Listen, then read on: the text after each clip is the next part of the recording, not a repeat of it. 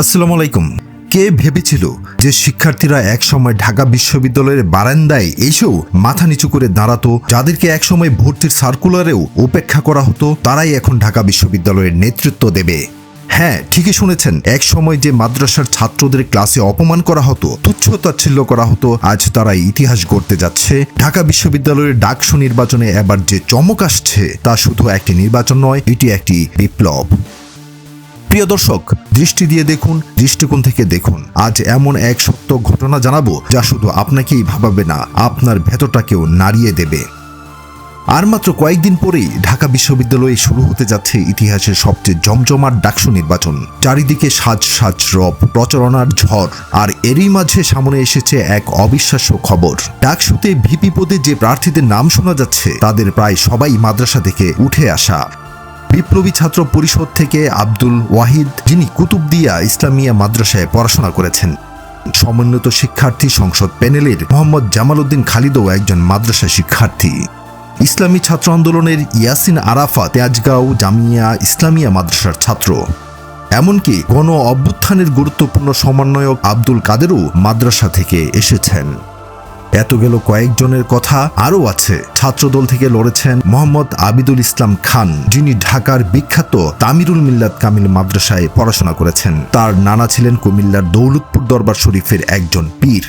আর ইসলামী ছাত্র শিবিরের ভিপি প্রার্থী আবু সাদিক কায়েম, যিনি খাগড়াছড়ি বাইতুল শরীফ জব্বারিয়া মাদ্রাসা থেকে দাখিল এবং পরে চট্টগ্রামে বাইতুল শরীফ থেকে আলিম পাশ করেছেন।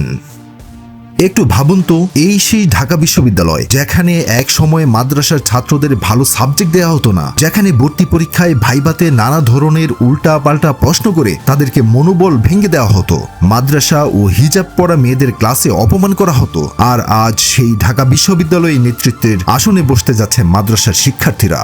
এছাড়াও গত ফেসিস্ট আমলে দাড়ি, টুপি এবং হিজাব পরিহিতদের সব জায়গায় দমিয়ে রাখার যে প্রবণতা দেখা দিয়েছিল, তা মনে করলে গা শিউরে ওঠে। কিন্তু আল্লাহর কি পরম রহমত, আজ তাদেরই জয় জয়কার। পরিসংখ্যান বলছে এবারে ডাকসু নির্বাচনে 100-এরও বেশি মাদ্রাসা শিক্ষার্থী বিভিন্ন পদে লড়ছেন।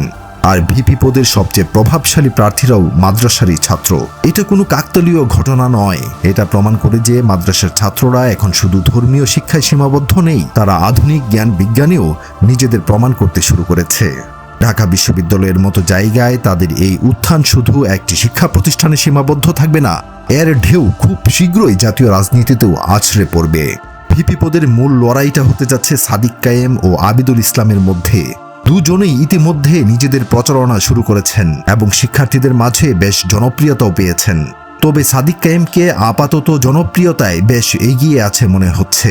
তাদের পাশাপাশি বাক্সাসের আব্দুল কাদেরও শক্ত প্রতিদ্বন্দ্বিতা গড়ে তুলতে পারেন, তিনিও মাদ্রাসার ছাত্র।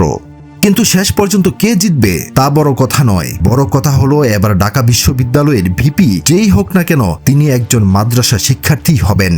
আর এটা শুধু ইসলামপন্থীদের জন্য নয়, প্রতিটি মাদ্রাসার শিক্ষার্থীর জন্য এক বিরাট খুশির খবর।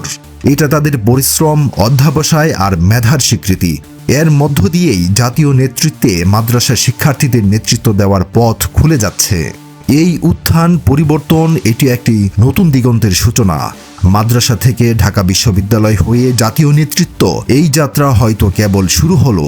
আগামী দিনে আমরা হয়তো এমন অনেক কিছুই দেখব যা আমাদের সকল ধারণাকে ভেঙে দেবে। এই বিষয়ে আপনার কি মতামত আমাদের কমেন্ট বক্সে জানাতে ভুলবেন না। শেয়ার করুন, সাবস্ক্রাইব করুন দৃষ্টিকোণ চ্যানেলকে। আজকের মতো এখানেই বিদায় নিচ্ছি। আল্লাহ হাফেজ।